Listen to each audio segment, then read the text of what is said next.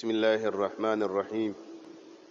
الحمد لله رب العالمين، والصلاة والسلام على أشرف المرسلين محمد وعلى آله وصحبه أجمعين. يا مسلمي، السلام عليكم ورحمة الله وبركاته. muna godiya ma Allah tabaraka wa ta'ala da ya sake dawo da mu wannan darasi na wato sharhu na kitabul kaba'ir na Usaimin rahimahullah. Yau muna 27 ga watan biyar, hijirar manzon Allah sallallahu alaihi wasallama 1444. Wannan darasin namu na 11 ne insha Allah. Kafin mu ci gaba akwai tambaya yana cewa ana bi na sallah, wato sallan isha, sai na manta na yi sallan asuba har zuwa magariba, sai na tuna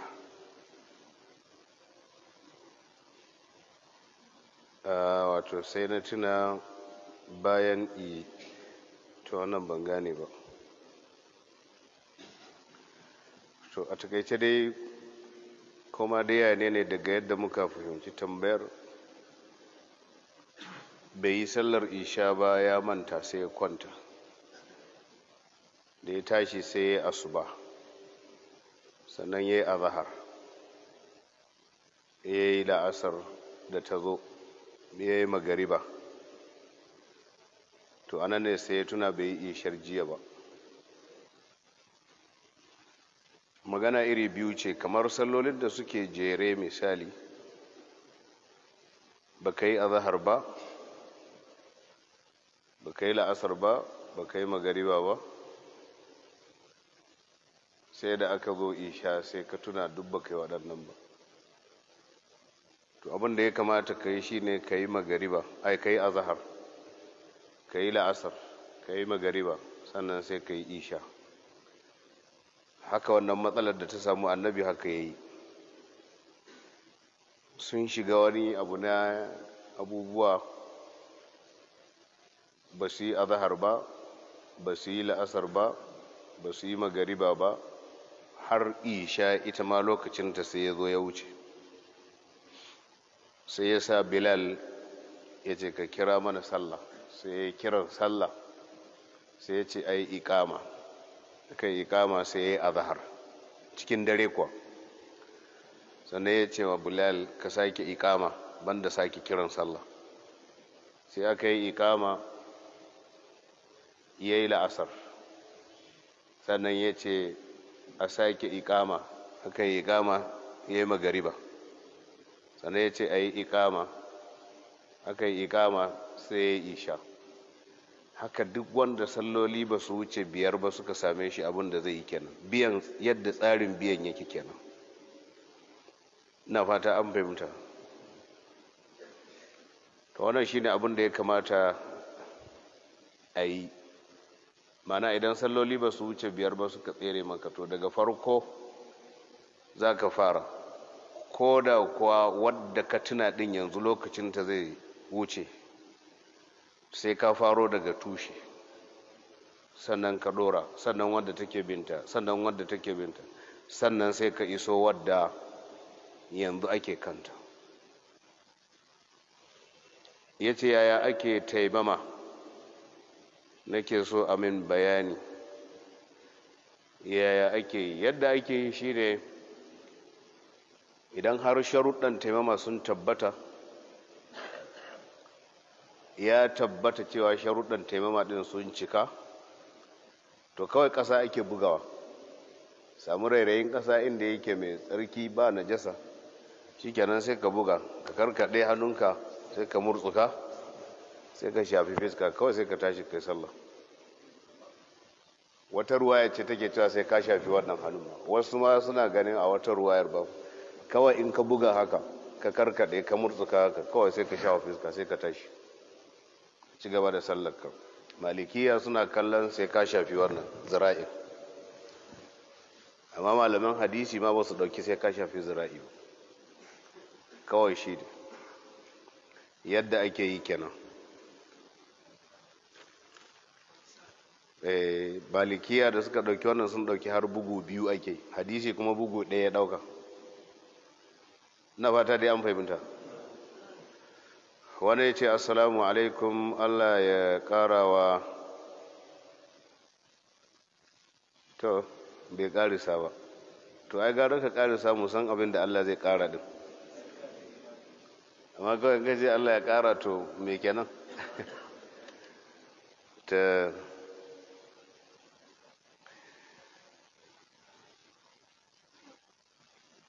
ya ce tambaya, shin yaya ake fidda zakkar motar haya? To ai da sai ka kara mana kuma yaya ake fitar da zakkar gidan haya, kuma ka kara mana da cewa yaya ake fitar da zakkar mashin din haya, kuma yaya ake biyan zakkar raƙuma na haya. Duk waɗanda ya kamata ka tambaye su, to amma watakila motar yake da ita, da gidan haya da motar haya da mashin ɗin haya wadda suke bin titi suna neman kuɗi, ko su nawa ne ba a cire musu zakka, kuɗin da suka tara ake cire ma zakka. Ko an gane maganar? Saboda haka yanzu kana da gidaje na haya sun kai 10, ba za a ce ka cire ɗaya ba, baɗi in an ce ka cire ɗaya, baɗi aka zo to ya za a yi kuma shi ma a cire ɗaya, wata baɗi in ta zo a sake cire ɗaya, gidajen za su ƙare kenan. To kaga yadda musulunci yake da hikima, ba buƙatar sai zalunce ka ba ne. Gidajenka duk in dai ba saye da sayarwa kake ka sari gida ka sayar ba, ka gina su ne saboda haya, ko sun kai nawa ba a kirga su a ce a cire musu zakka. Amma abin da ake cire ma zakka shine kudin da aka karba na hayar gidaje, su za a hada da sauran kudi da kake da su sai a cire musu zakka. Motar haya haka take, gidajen haya haka suke, an gane. Mashina ko sun kai 20 kake da su, ana a caba da su misali, kudin da suka samu shi ake cire ma zakka. Ba a cewa a kirga mashin ɗinka bana a cire ɗaya, sannan baɗi in an zo za a cire ɗaya a samu rigima da kai, don za a iya yi. To inda haka ne ai mashin ɗin nawa za su ƙare, sai musulunci ma bai sa idanunsa a kai ba, ya ce kudin da kawai suka tara su ake cire ma zakka, an gane? Yawwa, duk waɗannan haka suke. Haka kuma feguna su ma idan kana da su ka ba da haya, ko makanikai ne suke aiki, ko wani ne, duk waɗannan kudinsu ake cirewa in sun samar. Ina fata dai an gane. Yawwa, to za mu ci gaba da inda muka tsaya. Muna kan alkabiratu salisa, wato kaba'irai ko zunubai manya na uku, su ne fi sihir, wato a cikin maganar sihiri. A wancan sati mun yi magana akan abin da ya shafi anwa'u sihir din ko, da kuma alamominsu, sa'an nan da kuma wato rigakafinsu da ma magungunansu. Duk mun yi bayani a satin da ya gabata ba, na jin dai ba a manta ba ko? Yawwa, to yanzu za mu shiga maganar mai littafin kai tsaye. Fi sihir, ya ce magana akan sihiri, ya ce li'annan sahira, ya ce domin shi mai sihiri labudda babu makawa wa an yakfura, ya kafirta. Ma'ana kenan duk wanda ya yi sihiri ba makawa ya kafirta, kuma duk wanda aka yi ma sihiri to ba makawa ya kafirta. Ma'ana in shi ya je ya sa aka yi, ba wai wanda aka yi sihirin ya same shi ba, saboda matsalar iri uku ne. akwai mai yin sihirin, akwai kuma wanda ya kai a yi sihiri ko akwai kuma wanda ake son sihirin ya same shi. To shi wanda ake son sihiri ya same shi ko ya same shi ko bai same shi ba bai da laifin komai. Wadda ya yi sihirin shi yake da kafirci, hakanan wadda ya kai a yi sihirin shi ma kafiri ne. Mutum nawa kenan suke kafirta? Ɗaya ya tsira ko? Kamar yadda aka ce qadiyani ko alqudatu salasa, alƙalai iri uku ne, biyu suna wuta, ɗaya yana aljanna. To su ma haka harkar waɗannan suke, ɗaya yana aljanna, biyu suna wuta. Ƙala ta'ala, Allah ya ce, saboda mala yana son ya kafa dalili akan cewa mai sihiri ya kafirta, sai ya ce a cikin suratul baqara a aya ta 102, ya ce walakin na shayatsi na kafaru, ya ce sai dai shaidanu su ne suka kafirta. To su kuma akan me suka kafirta? Yu'allimuna nasa sihira, suna ilmantar da mutane sihiri. Ashe idan ka iya sihiri ma ka koya wa wani, to koyar da sihirin ma kafirci ne. An gane? To kamar kuma akwai yadda ake kwas ɗin koyon sihiri ko? Kamar akwai waɗannan wasu jami'oyin ana wannan kwas ɗin. To duk malamin sihiri kafiri ne. Laccara inda akan kafirci yake to kafiri ne. Inda sihiri yake koyarwa yadda za a yi tsafi. Yu'allimuna nasa sihira, suna sanar da mutane wato sihiri. Allah ya ce shayaɗi na kafaru, wato shaidanu sun kafirta saboda me? Saboda suna sanar da mutane sihiri. Don haka koyar da ilimin sihiri kafirci ne.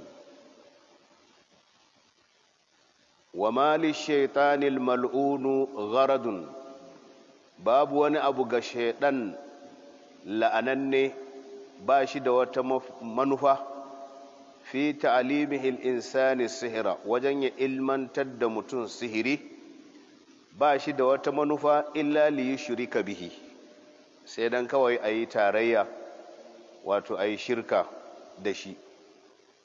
Ma'ana kenan shedanin da yake sanar da mutane sihiri bai da wata manufa a cikin koyar da wannan ilmin sihirin, sai dai manufarsa kawai in ya koya ma ka yi shirka da Allah, kawai wannan shi ne.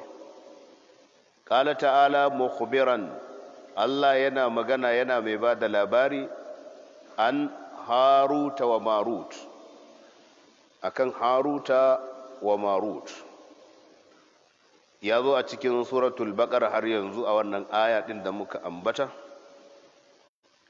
Ƙur'ani yana cewa wa ma yu'allimani min ahadin hatta yaqula innama nahnu fitnatun fala takfur wa yata'allamuna minhuma ma yufarriquna bihi bainal mar'i wa zawjihi wa ma hum bidarrin bihi min ahadin illa bi idhnillah wa yata'allamuna ma yadurruhum wa la yanfa'uhum wa laqad 'alimu laman ishtarahu ma lahu fil akhirati min khalaq wa la bi'sa ma sharaw bihi anfusahum law kanu ya'lamun. Ubangiji kafin wannan aya yayi magana akan wattaba'u ma tatlu shayatinu ala mulki Sulaiman wa ma kafara Sulaiman walakinna shayatin kafaru yu'allimuna an-nasa as-sihra ko sai ce wa ma unzila ala al-malakaini bi babila harut wa marut wa ma yu'allimani min ahadin, shine malam yayi kotin. Allah ya ce wattaba'u suna bin ma tatlu shayatinu, abinda shaydanne suke karanta musu, ala mulki Sulaiman, a bisa mulkin Sulaiman. Wannan aya din Ubangiji ya kawo ta domin ya kare, ya wanke annabi Sulaiman, saboda a ƙabilun duniya babu waɗanda suka kai Yahudawa iya sihiri da tsafi. Su suka fi kowa iya sihiri. Duk sihirin masu sihiri Yahudawa su ne kan gaba. don haka lokacin da suke son su yada sihirinsu a duniya bayan mutuwar Suleiman, kuma kasan Suleiman ya mulki aljani, ya mulki tsuntsaye, ya mulki mutane, ya mulki abin da duk baka tsammani, har iska da take kadawa Suleiman yana da mulki a kanta. To saboda yaudara irin ta Yahudu da yadda za a yi su samu kudi, sai suka zo suna yara wa mutane, suka ce ai shi kansa Suleiman bai samu wannan mulki da ya mallaki duniya da iska da tsuntsaye da aljani ba sai ta hanyar yana sihiri. Ko kun gane matsalar? Yanzu ba Suleiman fa suke talle ba, a'a sihirin da za su sayar a duniya ga masu son mulki su suke talle. Wanda duk yake son ya yi mulki irin na Suleiman ya zama ba kakkautawa, to ya yadda da a bashi wannan sihirin a kuma sayar masa. Ko kun fahimci maganar? To cutar da Yahudawa suka yi ta yawa akan wannan, suna tsafi fiye da kima. Sai Qur'ani ya ce wattaba'u, suna bi ma tatlu shayatinu, abinda shedannai suke karantawa, wai ala mulki Suleiman, akan mulkin Suleiman. Shi Suleiman bai wannan sihirin ba, domin ƙararren nasin Qur'ani ya gaya mana yadda Suleiman ya samu mulki. Suleiman ne ya daga hannu ya ce ma Allah, rabbi habli mulkan. Rabbi, je ka duba suratul Sad, ya ce rabbi habli mulkan.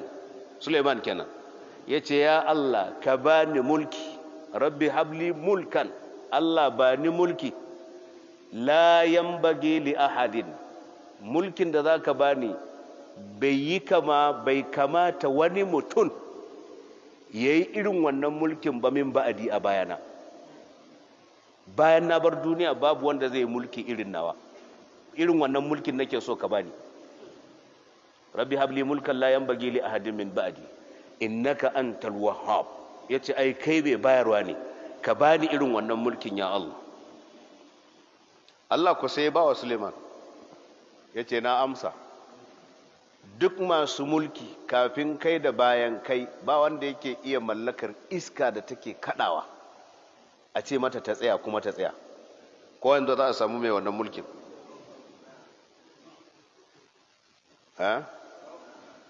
A wata ruwayar ma ya taba ce ma rana ta tsaya, bai gama aikinsa ba, kada ta fadi. Rana, ka san ba mai irin wannan ko? Qur'ani kuma ya ce akwai lokacin da shi Suleiman yakan ce ma aljanu, ku shiga ƙarƙashin teku, ƙarƙashin ruwa, ku yi tono sai kun samo inda zinare yake, ku ɗebo shi ku zo ku kwaɓa kuma ku mun gini da zinariya. wa mina shayatin man yaghusuna lahu wa ya'maluna amalan duna zalik. Allah ya ce daga cikin shaidanu mun forewa Suleiman waɗanda suke kutsawa cikin kogi su je su ɗebo zinare kuma su gini. Abinda Suleiman yake so su gina shi za su gina. Ya kai matsayin da in shaidan ko aljani ya ƙi yin aikin da Suleiman ya sa shi, zai ce a kama shi a ɗaure shi. Shi yasa annabi ya zo yana sallah a cikin masallacinsa, sai shaidan ya zo zai gifta, sai annabi ya naushe shi. Annabi ya naushi shaidan sai da yawun bakinsa suka fito, saboda an gwabje shi anan, yawun bakinsa ya fito ya taba abin nan. Annabi ya ce ba don Suleiman ya riga ni daure aljanu ba da sai na daure ka anan, mutane sai sun zo sun maka takarawa barawo a cikin garin Madina. Annabi yake gaya ma shaidan, ya ce ba don Suleiman ya taba yin wannan ba da zan daure ka ne, kowa ya ganka a daure. Ja ka ba da guri shaidanin banza. Amma fa wannan ni na faɗa, ba wai yawa don kada ka je ka ce ko annabi ne, yawa ba annabi ne ya faɗi ba, saboda kada ka je ka ɗora labarin ba. An gane? Ya ce ba don annabi Suleiman ya riga ni ba da na ɗaure ka. So wannan ya nuna Suleiman ya mallaki aljanu, ya mallaki iska. to yahudawa da yake suna son su cuci al'umma su nemi kuɗi, sai suka ce ai Suleiman sihiri yayi ya samu wannan wato kudin, ya samu wannan wato mulkin. don haka wanda duk yake so ya samu mulki irin na Suleiman to ya zo su masa sihiri. Ko kun gane hikimar da maganar? Saboda haka sai Allah ya fallashe su, ya ce wattaba'u ma tatlu shayatin, suna bin abin da ake shaidanu suke karantawa ala mulki Suleiman, a bisa mulkin Suleiman. Allah ce wa ma kafara Suleimanu, ai shi Suleiman bai kafirta ba. Kenan kamar wancan abin da suke yi wato kafirci ne. don haka wa ma kafara Suleimanu walakin na shayaɗi na kafaru, wato Suleiman bai kafirta ba, shaidanu su ne suka kafirta. an gane? To kuma ma har ma cewa ake akwai wasu wai mala'iku da aka saukar a Babila wadda ake kiransu wai Harut wa Marut. Mafi rinjayen magana shi ne Allah bai saukar da wasu mala'iku irin wannan ba. Ba a saukar da wasu mala'iku da ake kiransu Harut wa Marut ba, wanda kissar idan ka bi ta Isra'iliya ce. Daga ƙarshe za a kai ka gurin da za a ce mala'iku sun taɓa saba ma Allah. Da ana ta ba da irin waɗannan labarbaru cewa har wata wai idan sun zo suka yi ibada sai su koma sama, ranar sai suka gamu da wata mata suka yi kaza. Wannan ba daidai ba ne, kama fara wannan tunanin, saboda alkur'ani ya tsarkake mala'ikun Allah ba sa sabo. alaiha mala'ikatun ghilazun la ya'suna Allah ma amarahu wa yaf'aluna ma yu'maru. Saboda haka kissa ce wacce aka yi dan a halaka ka. Isra'ilawa su suka kawo irin wannan kissar domin su halaka tunanin mutum musulmi, su sa shi ya rinka zargin mala'iku suna zunubi. Wani lokacin ma akan kawo har akan annabawa, sai a sa ka rinka ganin laifin annabawa. Annabawa ko ba masu laifi bane.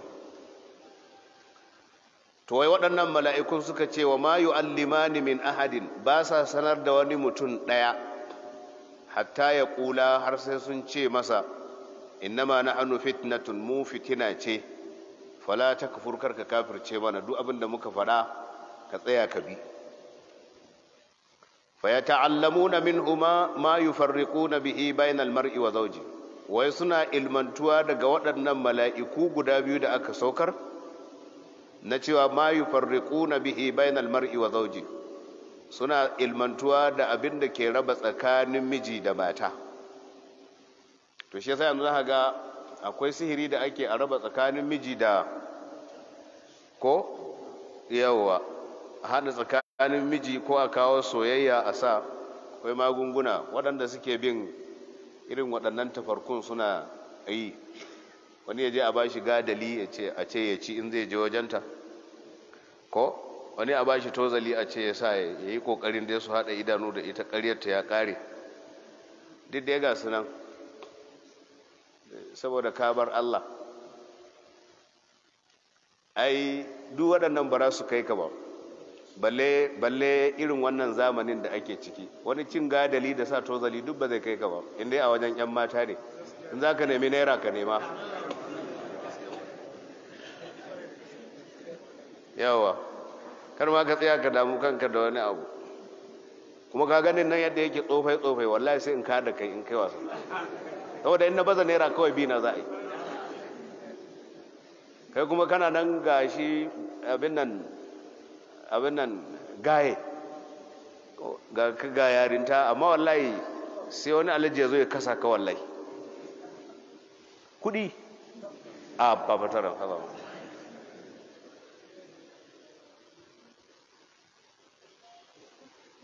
Ko baka ji wani mawaƙi cewa yake ba, duk wata ƙarya da naira ake. In ka zo ka kora ƙarya ba naira za su gane ka, amma in ka kwantsama ƙarya ga naira sai a rufe ta. ko ba haka bane? Saboda haka akwai nau'u sihiri anan na raba tsakanin mace da mijinta. Ubangiji ya ce wa ma hum bidarrina bihi min ahadin, ba sa iya cutar da kowa da sihirinsu illa bi iznillah, sai da izinin Allah. In kaga wani abu ya same ka to da izinin Allah ne. Babu wani wanda zai iya cutar da kai sai in Allah ya ga dama. Wa yata'allamuna, suna ilmantar ma yadurruhum, abinda zai cuce su, domin sihiri cutar su zai raba su da imanin su ne. Wala yanfa'uhum, kuma ba zai amfane su ba. Wala qad, Allah ya ce haƙiƙa, alimu, masu sihiri sun sani, da masu zuwa a yi musu sihiri duk sun sani. Lamanishtarahu, duk wanda ya je ba da kuɗi don a yi masa sihiri, ma lahu fil akhirati min khalaq, ba shi da wani rabo a lahira. Wanda zai je a yi sihiri to bai da rabo ne a lahira. In kaga ka tafi gindin boka ka zauna, to Allah ya rubuta ka cikin waɗanda ba za su samu aljanna ba a lahira, kai taɓaɓɓe ne. An gane? Wala bi'sa ma sharau bihi, Allah ya ce Allah wadarai da kuɗin da ka bayar aka yi ma sihiri. Allah wadai da abin da ka saya na sihiri. Bayan an ce ba ka da rabo, kuma sai Allah ya yi Allah wadarai da kai. To kaga kuma yanzu mutum ya je gindin boka ya zauna yana tinƙaho ko? Bayan an ce ba ka da rabo, shaida kuma daga annabi ya ce ba za ka zauna gindin boka ka yadda da abin da ya zo da shi ba, sai ka kafirce ma Allah, kuma ka kafirce ma abin da Allah ya saukar ma annabi. Duk a matsayinka na kafiri kake wannan aikin. Sannan Allah ya ce Allah wadarai da kai, sannan ya ce ba ka da rabo, sannan Allah wadarai da abin da ka saya ma kanka ka ba da kuɗi. Ai abin ya yi yawa ko? Laukanu ya'lamun, Allah ce da sun kasance sun sani. Ai min nasibin, bai da wani nasib ko? Nasib kuma kowa ya riga ya san shi, ko da Hausa rabo ne. Saboda haka in dai za ka je wajen mai bokanci ya ma bokanci, to ba ka da rabo a lahira. In za ki je wajen boka, ba ki da rabo a lahira. Allah ya sauke. Mala ce fanara khalqan kathira, za mu ga halitta da yawa, ma'ana ka ce mutane da yawa, za mu ga mutane da yawa, minad dalal, na daga batattu, yadkhuluna fi sihir, suna shiga harkar sihiri. Mutane da yawa suna shiga, batattun mutane da yawa za ka gan sun shiga cikin sihiri. Saboda ko dai ka shiga ta hanyar neman mata, ko ta neman duniya, ko ta hanyar mulki. Yawanci ta wannan guraren aka fi zuwa wajen bokaye. Ko kana neman mata, shikenan ta soka, ka je a maka tsafi, ko ka je a ma tsafi, ko kuma wato duniya kake nema, kana son a nakasawa ne kudinsa su dawo gunka, ko kuma mulki kake son kai. Shikenan ta waɗannan hanyoyin yadkhuluna fi sihir, za ga mutane suna shiga cikin sihiri. Wa yadhunnunahu haraman faqat, wai suna zaton ma haramun ne kadai. Da ka wanda suke kallon in sun yi sihiri, ko in sun je an yi musu tsafi, ko in sun je wajen boka, suna ganin sun yi haram ne kadai. A kafirci ne, ba haramun bane. Ya fi karfin haram, kai kafiri ne kawai, ko kana sallah kuwa. Suna kallonsa a matsayin ya zunnunahu haraman faqat, abinda suke tsammani wai haram ne kadai. Wa ma yash'uruna, ba sa ma ji a ransu annahu al-kufr, cewa shi kafirci ne. Fa yadkhuluna fi ta'limis wato as-simiya wa amaliha, su rinka shiga cikin ilmin neman ilmi na sihiri da kuma aikata shi. Wannan kafirci ne, ba maganar haramci ake ba. Wa hiya mahaddu sihir, wato ita ce, idan an ce simiya, wato yana nufin wurare da ake ilmantar da sihiri, ko wuraren da ake kwadaitar da mutane su yi sihirin. An dai gane ko?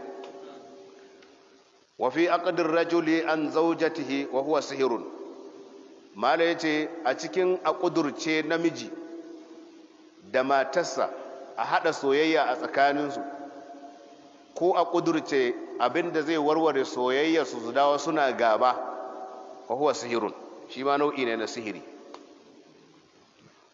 wa fi mahabbatir rajuli lil mar'a a cikin abin da za a yi a sanya son namiji ga mace wa bugudi halahu ko kuma a sa kiyayyar mace ta zama tana kin mijinta wa huwa sihirun shi ma sihiri ne wa ashbahi dhalik da makamantan haka kuma ana yin sa ne bi kalimatin majhula wato da kalmomi da baka isa ka bada ilimin kalmomin ba yanzu alqur'ani duk kalmominsa suna da ma'ana amma kalmomin da ake amfani da su a sihiri ba su da ma'ana majhula kalmomi ne waɗanda ko mai yin su ba zai iya cewa ga ma'anarsu ba aksaruha shirkun mafi yawan su shirka ce domin sunayen aljanu ne wa dalalun da kuma bata an gane za a ga duk irin waɗannan abubuwa da ake na a kulle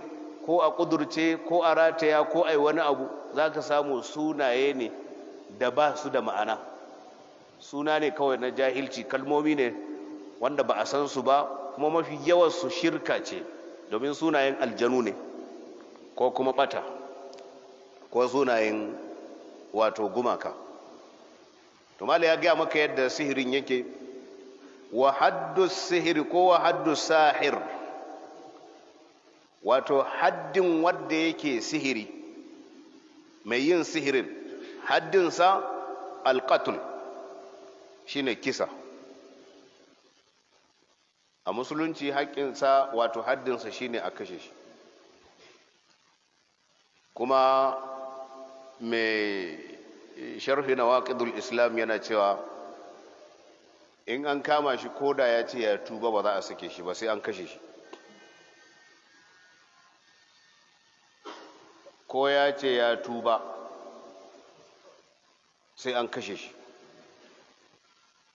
an tambaye shi saboda bai za a kashe shi bayan ya ce ya tuba ya ce saboda mu haka annabi ya gaya mana ya ce an samu mai sihiri a kashe shi ya ce ya tuba kuma wannan ya je ya tarar da wanda yake masa tuban mu kuma anan mun bi umarnin annabi sai an kashe shi ko kun fahimci maganar ko tunda yanzu an kama shi ba shi da kansa bane ya tuba an kamo shi ne yana sihiri haddin sanji annabi alqatulu a kashe shi to sai yana gaya muku ya tuba shikenan sai ku karbi tubarsa a'a annabi ya ce faqtulu ku kashe shi ya ce za mu kashe shi saboda annabi ya ce mu kashe shi batun ya tuba kuma sai ya je ya gaya ma Allah a can an gane ya je ya samu Allah ya gaya masa amma mu mun bi umarnin annabi a kashe shi li'annahu kafara billah yace saboda ya kafirce ma Allah to yayi ne abun ko ni ma bari in kunna wayata ni ga kun san in kunna za a yi ta kira kuma zan amsa sai ina karatu a masallaci akwai matsala kaga kenan saboda kowa ya kashe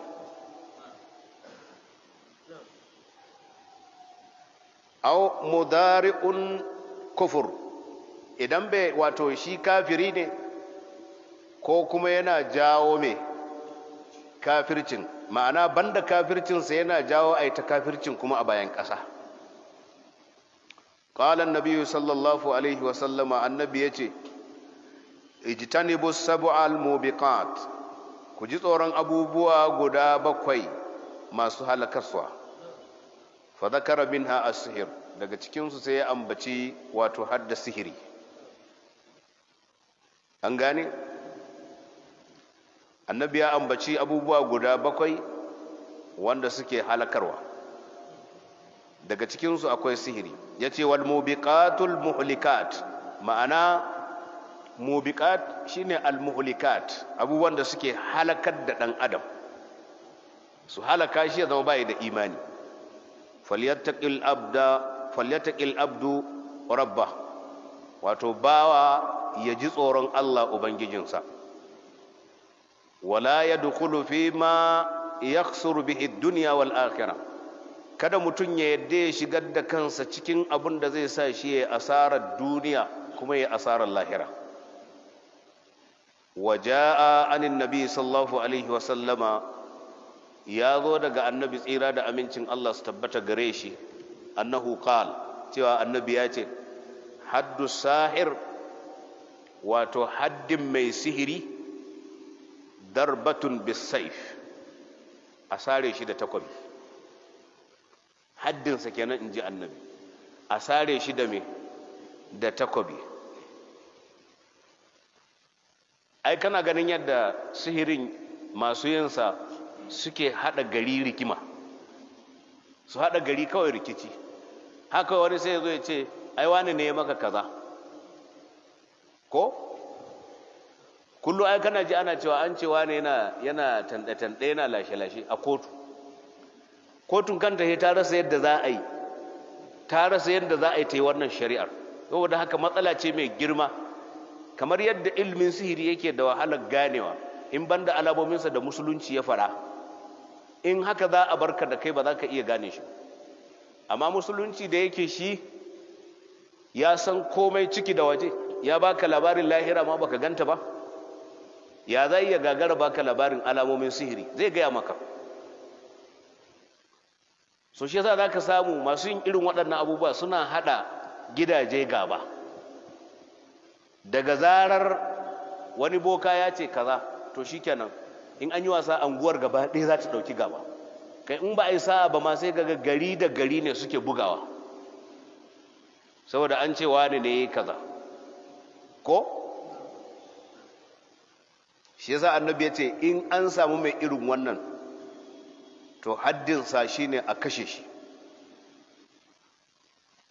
Wasahihu annahu min qawli jundub, wato cewa abin da ya inganta, saboda hadisin akwai maganganu a kansa. Wasu sun ce hadisi dai ingantacce mauqufan, an gane, wasu na ganin cewa daga maganar jundub ne wannan.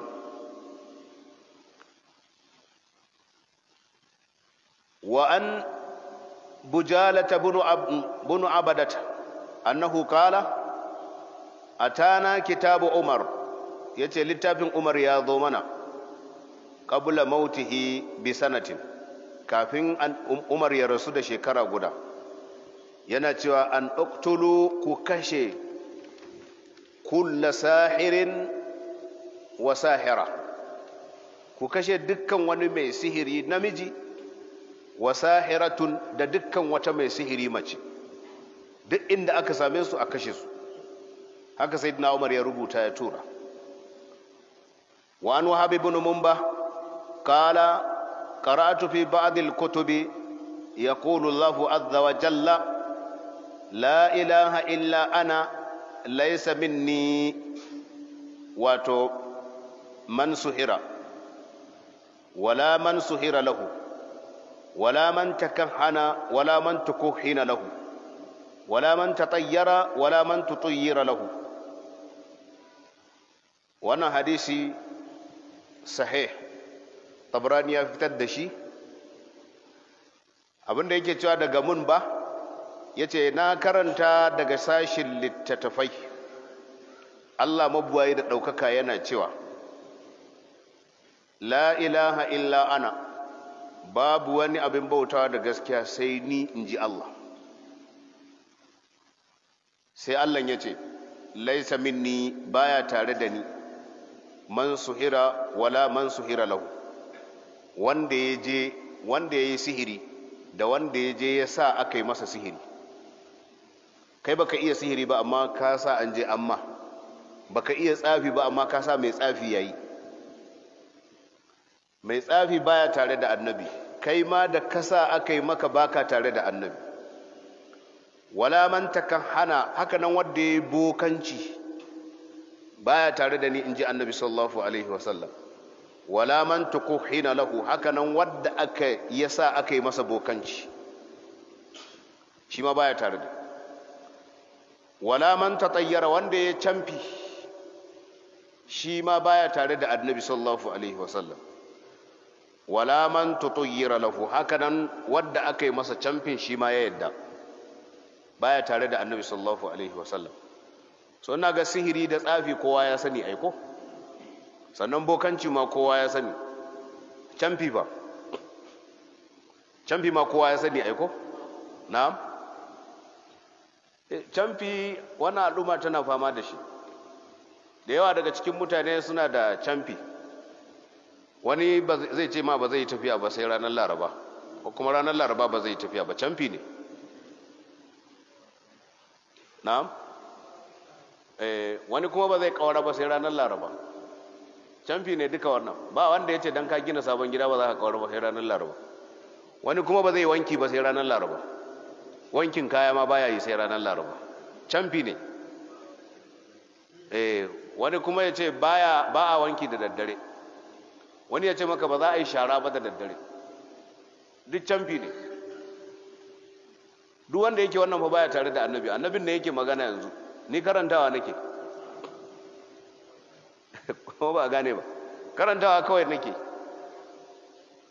Haka kuma wani kawai shikenan idan ya fito ya ga rana tana lumlum haka sai ya ce ba sa'a, wai ya fi son in ya fito ya ganta rangadadau a ranar ne zai yi tafiya, camfi ne.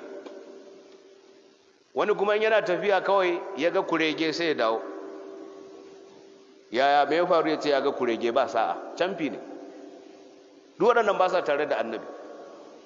Wani kuma kuturu, in ya ga kuturu ya fito zai tafiya sai ga kuturu, to kaga shi kan kuturu sai ya ta zama kenan ba ranar tafiya shi, tunda in an gan shi ma ba a tafiya.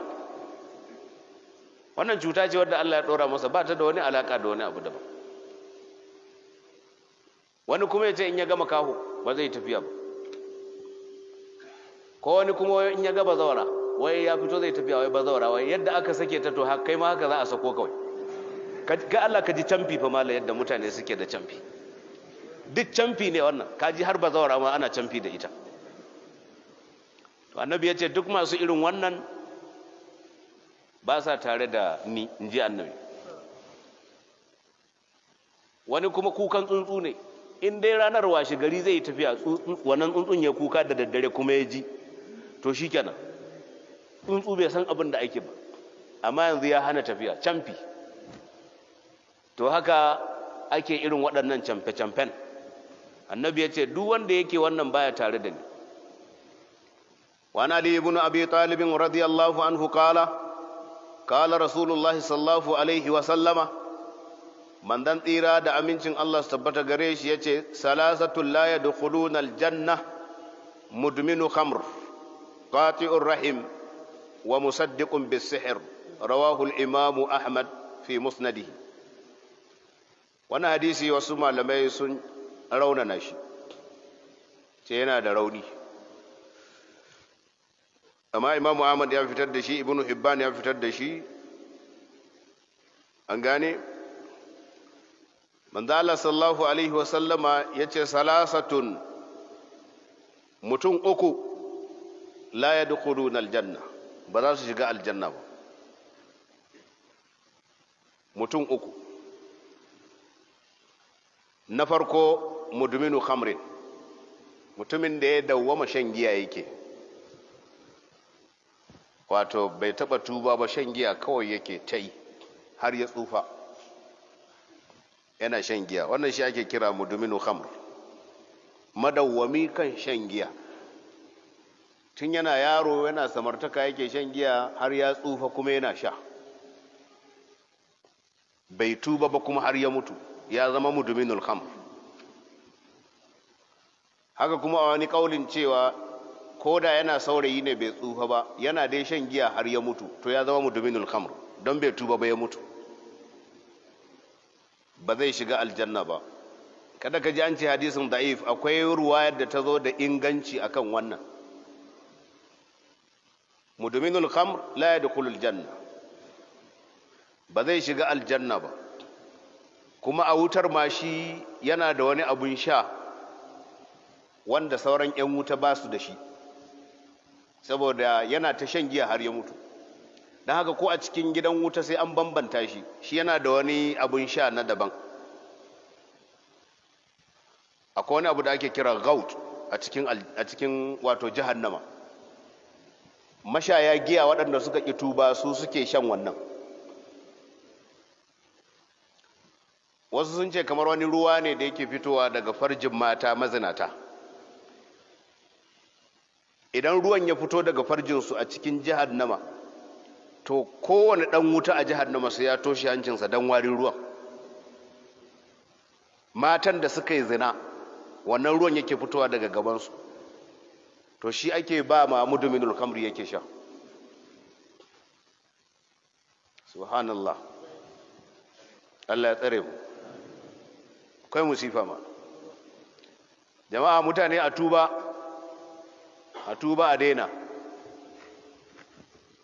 a daina aikin zunubi jama'a. A tuba a koma ma Allah ya fi alheri. Nan ne kadai za ka samu zaman lafiya. A koma ga Allah jama'a, a daina zunubi. Wallahi in ka ƙi ka daina, daga ranar da ka mutu tun ba abin ne ka ba za ka ce an gaya ma, tun ba abin ne ka ba wallahi. Za ka ce to yau kam hakika ta faru, kuma kai ka san daga wannan gurin ka shiga nadama kenan har abada. Allah ka tsare mu jama'a. A daina zunubi, a daina aikata aikin zunubi, a daina zinace. Na biyunsa qati'ur rahim, wadda ya yanke zumunci. Ba ruwansa da danginsa, ya ce kowa ma ya yanke masa, ba ruwansa da shi. Sannan wa musaddiqun bis sihir, da wanda ya zama yana gaskata sihiri. Ko kwanan nan an kunna mun recording din wani, ana cewa an ce masa ya tuba ma Allah, tsafi ba kyau. Ya ce tsafi gaskiya ne. An ce masa fa za ka shiga wuta in ka mutu baka tuba ba. Ya ce to waye zai nuna kansa ya ce shi na aljanna ne? Kowa yana da nasa irin zunuban. Ya ce kuma duk abin da Allah zai yi masa sai ya yi wannan tsafin. Haka yake faɗa a cikin abu. Duk abin da Allah zai yi masa sai ya yi.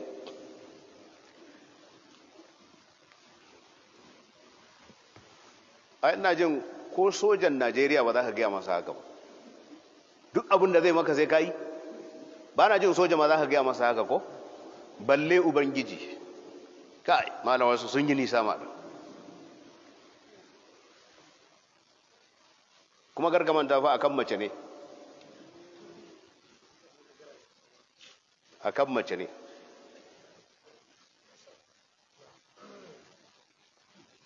Sai ya aure ta. Mai aura ba to zai yi abin da duk zai yi. وعن ابن مسعود رضي الله عنه مرفوعا قال: الرقى والتمائم والتولة شرك. wannan hadisi na dan Mas'ud yake cewa marfu'i, ruqa yace da tofi, da laya, da tuwilla ita ce daga, ko an santa? Na'am, yace shirkun, yace shirka ce. malam zai yi bayani. At-tama'im yace su tama'im laya din nan jam'u tamima, shine jam'i na laya. Wa hiya kharzatun wa huruz, yace ita ce tsaro, yu'alliquha al-juhalu ala anfusihim, yace wanda jahilai suke ratayawa akan karan kawunansu, wa auladuhum da 'ya'yansu, wa dawabihim da dabbobinsu, yaz'umuna suna rayawa cewa annaha taruddul ayn, tana mayar da kambun baka, shine al-ayn. An gane? Wa hadha ma yace wannan min fi'ilil jahiliya, yana daga cikin ayyukan jahiliya, saboda su suna yi sunayen aljanu da gumakansu da wane ne a jahiliyarsu suna yi. suna ɗaura ma kansu, suna ɗaurawa ma 'ya'yansu, suna kallon cewa shine maganin kambun baka. Menene kambun baka? ba san shi ba?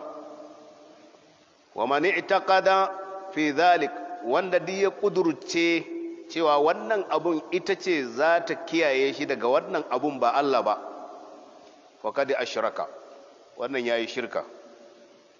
wattiwilla bi kasri ta'i wa fathi alwawi, tiwalla, an gane shi kuma mala yace nau'un min as-sihr, wani nau'i ne na sihiri. idan baka san shi ba shine wahiya tahbibul mar'a ila zawjiha, shine yin abun da zai jawo soyayyar mace zuwa ga mijinta. wannan nau'in abun da ake nau'i ne na sihiri. waja'ala dhalika min ash-shirki, wannan an sanya shi daga cikin shirka li'itiqadil juhal, saboda itiqadin jahilai da suke ganin cewa anna dhalika yu'assiru bi khilafi ma qaddara Allah ta'ala, suna ganin yana da tasiri sabanin abin da Allah ya kaddara. qala al-khutabi rahimahullah, yace amma idza kanat ar-ruqiyya, yace amma idan tofi ya kasance bil qur'an, da ayoyin qur'ani ne, aw bi asma'illahi ta'ala, ko kuma da sunayen Allah ne mafiya daukaka, fa hiya mubahatun, wannan halal ne. saboda kaji ya ce innar ruqa ko don ya ce tofi ko daga farko. To tofin da yake magana na shirka su ne tofin da ake da sunayen aljanu, wannan shirka ce. amma tofi da sunan Allah ko tofi da sunayen Allah ko da ayoyin alkur'ani ja'iz, wannan ya halatta. an gane li'anna nabiyya sallallahu alaihi wa sallama, domin annabi sallallahu alaihi wa sallama kana yarqi al-hasan wal husayn, annabi ya kasance yana yi ma hasan da husaini tofi. fa yaqulu, yana cewa u'izukuma bi kalimatillahi tamma min kulli shaytanin wa hamma wa min kulli ainin lamma. an gane annabi sallallahu alaihi wasallama ya kasance yana yi ma Hassan da Hussein wannan addu'ar, ina nema muku tsari da sunan Allah, ai da kalmomin Allah cikakku daga dukkan wani shaidan mai cutaswa, daga dukkan wani mai kambun baka abin zargi, mai abin nan mai cutaswa. shi kambun baka kamar mun yi kusan babin ya kare ko? wallahul musta'anu alaihi tawakkulan, mala yace gare shi muke neman taimako, kuma gare shi ne wato muke da dogaro. shi kambun baka wani abu ne wadda yake da shi ma malamai sun tafi akan cewa bai san yana da shi ba. don haka ake ba wa mutane shawara, kamar yadda annabi ya faɗi lokacin da ya faru akan wani sahabin ya shiga wani ɗan guri ne, yana tsugune yana wanka. wata ruwaya ta ce ma za a tafo madina ne, za a tafo makka umra, a zulhulaifa abin ya faru. sai wani sahabi da ya zo ya gan shi, ya ga irin kyan jikinsa, kyakkyawar fata da launi mai kyau, sai ce mamakin wannan kyawun jiki. faɗan wannan magana sai wancan sahabin ya faɗi sumamme. to mutumin yana da kambun baka wanda ya magana. shi yasa daga cikin mutane akwai waɗanda suke da kambun baka, aka jajjibo shi aka taho da shi wajen annabi, aka ce wane ne, ya ce a kirawo shi. sai aka kirawo shi, an gane wato aka samu ruwa aka wanke hannayensa, shi mutumin da ya magana da fiskarsa da kafafuwansa da wani bangaren gefensa, an gane, sai aka watsa akan mara lafiyar da ya mutu su da ya faɗi su ba. Matsalar shine idan baka saba ma bakinka da wannan ba, to wallahi har ƴaƴanka wata rana sai ka kashe su, kuma kai zaka musu mummuna baka sani ba. Kai kana da wannan abun dan ba a iya sanin ana da shi. Shi yasa kowa ya ga abu mai kyau, ko ƴaƴanka ne, anan mun karanta ai muka ce in ƴaƴanka ne suka laifi ka ce aslahakallahu, Allah ya gyara ka. Abin da ya kamata ka faɗa, Allah ya shiryar da kai, kar ka musu mummunan magana. Wani da haka yake nakasa matarsa, da haka yake nakasa ma har uwar shi, in ya mata mummunan magana zai kama. Saboda haka ku saba da faɗan alheri, shine ainul lamma, an gane, kambun baka. Allah ya tsare. اللهم صل على محمد وسلم. اللهم صل على محمد وسلم. نستغفرك اللهم ونتوب إليك. اللهم إنا نسألك الجنة وما قرب إليها من قول أو عمل، ونعوذ بك من النار وما قرب إليها من قول أو عمل. سبحان ربك رب العزة عما يصفون وسلام على المرسلين والحمد لله رب العالمين. سبحانك اللهم وبحمدك. to ai akwai jana'iza za a yanzu a kofar sarkin doya.